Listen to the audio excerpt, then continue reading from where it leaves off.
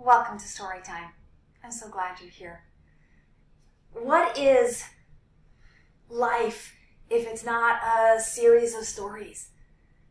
But what is a good life if we don't share those stories? Storytime is really part introspection, part sharing, and really an invitation to connect, to go deeper into the art of living well, the art I call inspired living.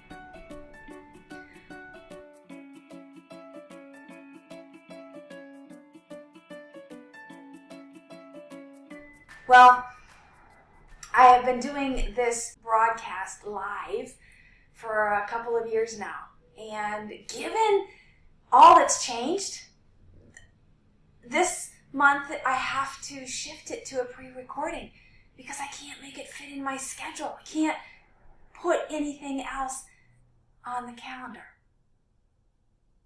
But I'm committed not only to sharing this culmination of my own introspection, but I'm committed to supporting you in the process of sorting and sifting and moving towards your best life as I move towards mine. This month I'm having a second foot surgery. Second meaning the second foot. And as a result of that, my available time is being squished. So I've opted to pre-record this, and I hope that it finds you not just at a time that's accessible and available for you to dive into your relationship with kind of the general topic I want to talk about, which is grief. And grief specifically as it ties to our anger and frustration, or even our sadness and loss or longing. In fact, the December blog is about our longing and how I believe that is innately part of our humanness. So let me start by sharing an excerpt from Elizabeth Gilbert. Elizabeth Gilbert wrote that grief does not obey your plans or your wishes. Grief will do whatever it wants to you, whenever it wants to. In that regard, grief has a lot in common with love. So that's kind of the story I want to reflect on today, and how grief is the process of finding our way back to love, back to our core, back to our roots, our humanness. I don't know what your experience is with grief, but for me, there's been a series of coming to terms with life not being what I thought it should be, about things that I have planned for and haven't come to fruition, even things that are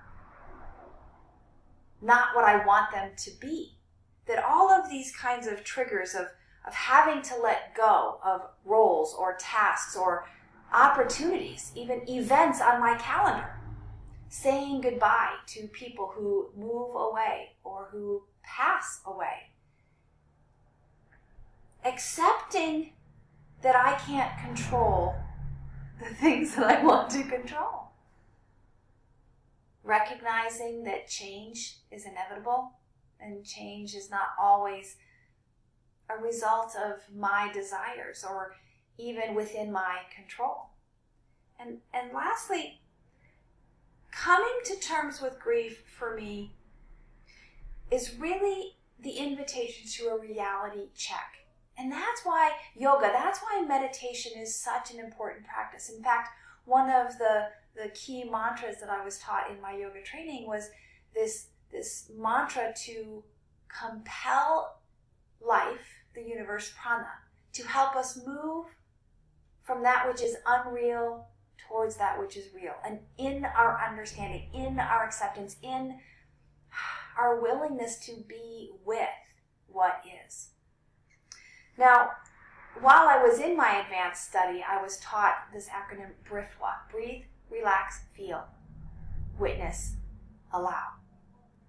And it was taught as a way to monitor our experience as we move through asana, postures of yoga. But it really has a much broader context.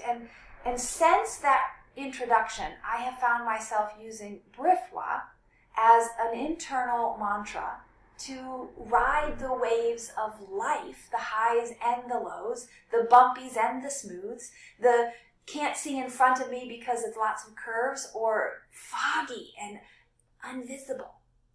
The point being is that breathe, relax, feel, witness, and allow is as much an intention for living in the moment as it is a coping strategy to get through what I will eventually probably grieve.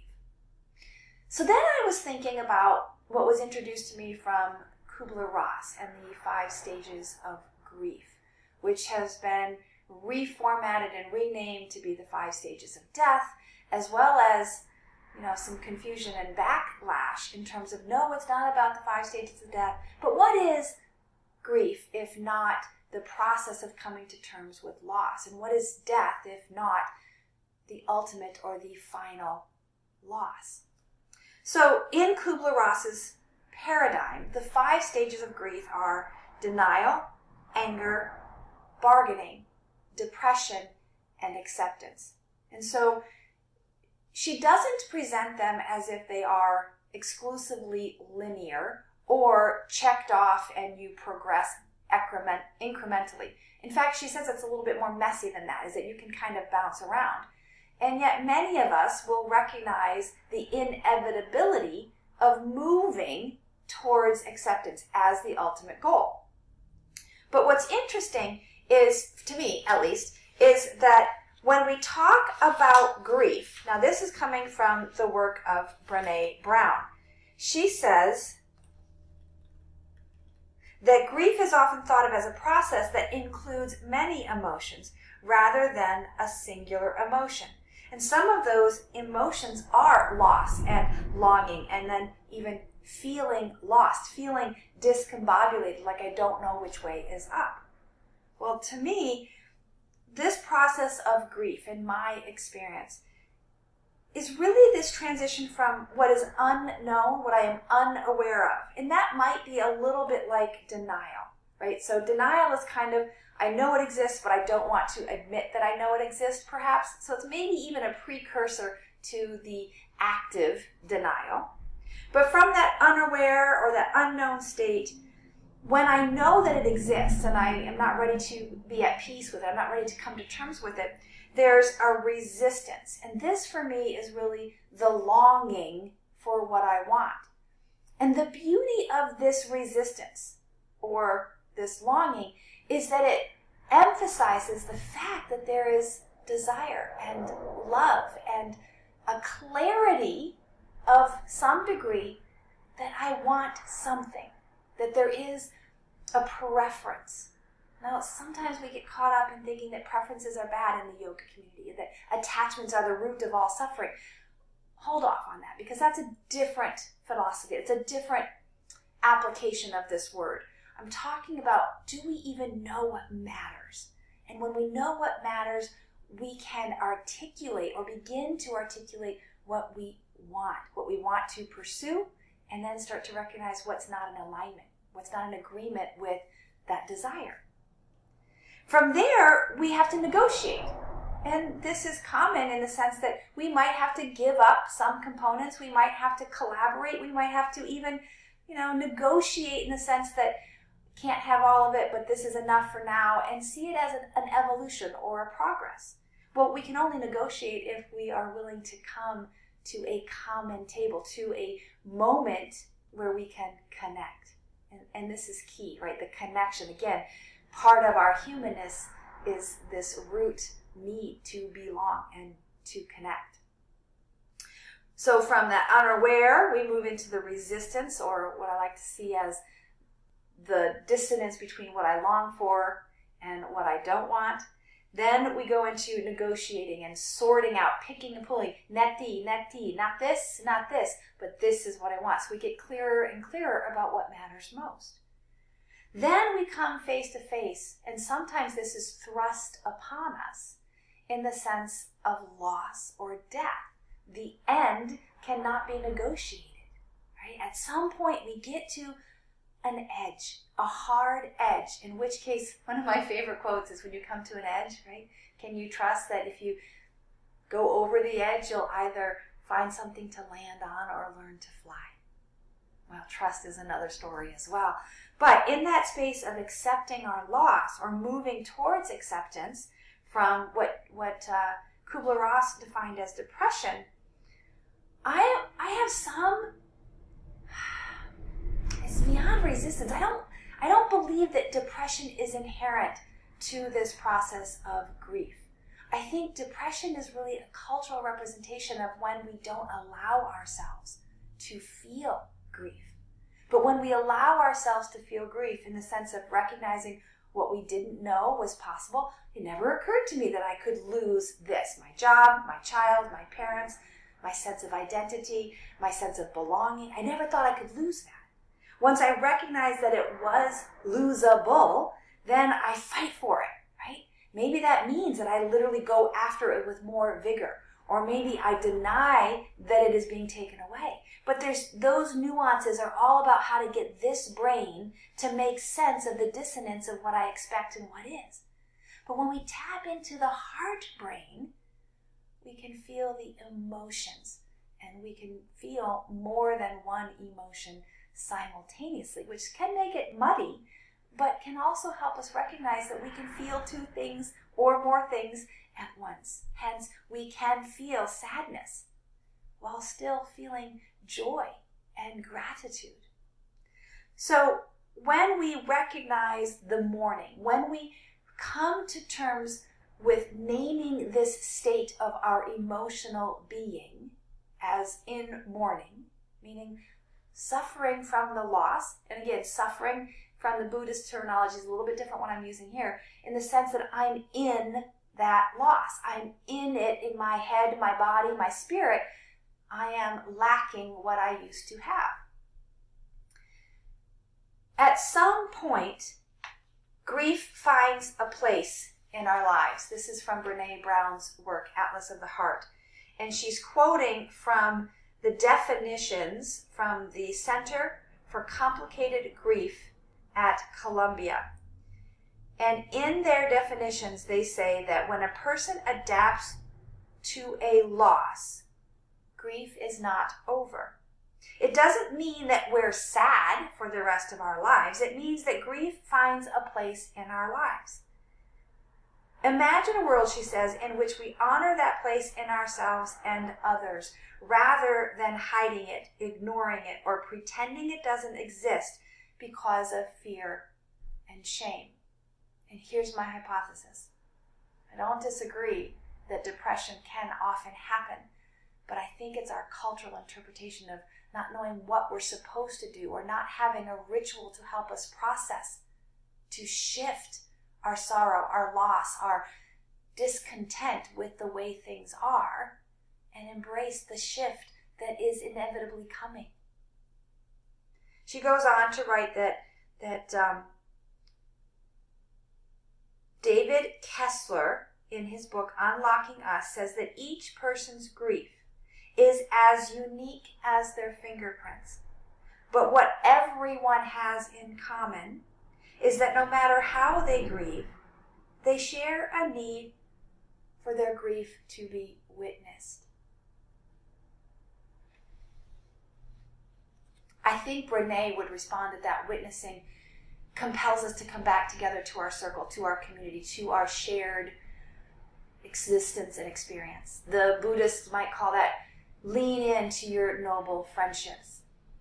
But it's also a reminder of the brifwa, right? The breathe, relax, feel. I say witness, Kripalu teaches watch. But when we can witness without being immersed in the lived experience, in the high emotions of ebb and flow, we can move towards allowing.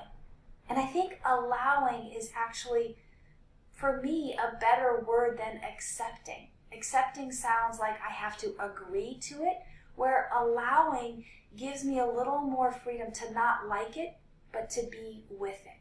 I don't like Brussels sprouts, but I can eat them, right? So in that sense, I don't accept the premise that Brussels sprouts are yummy, but I can allow them to coexist on my plate in order to make a healthy meal, to nourish my body. Now, I know that that's a silly story and a silly analogy, but when we shift the words to honor our experience and our own wisdom, we can make that distinction of not just what we feel in our heart and what we think in our head, but how we come together. And so I honor Brené Brown and her effort to enhance and increase our vocabulary of emotions. And I honor Kubler-Ross for her foundational principle to help us come to terms with grief as a process, as opposed to an event that is like one for the other. Now, I came to this concept of grief because of a bigger study that we're doing here at Life's Work Yoga, not just of the Atlas of the Heart from Brené Brown, but also a book called Sitting on the Toolbox from Bhante Sujata. And grief and letting go, timed here in this season of December, is the beginning, is what I think the first step to preparing for what's next. A life of happiness and joy, a life of ease and rest and love, laughter, play. What is it that you want next? But think about what you're willing to let go of, what no longer serves. And yes, give yourself some time. And winter's an awesome time for that grieving process, that coming to terms with what you're willing to shed and let go. Go in to find your way back out, to connect, to long for, and to work toward that which will make you feel connected, that you belong, that you want to breathe and move and rest through another day. I'll see you back here in January. Now, Storytime is published on our YouTube channel, Life's Work Yoga Therapy Studio, on the second Tuesday of each month. So come back and let's explore these human emotions and the stories that might just help us live more intimately with truth and compassion. Thanks so much for being here. Be well. May you breathe deeply and move freely, labor lovingly, and live vibrantly. Namaste.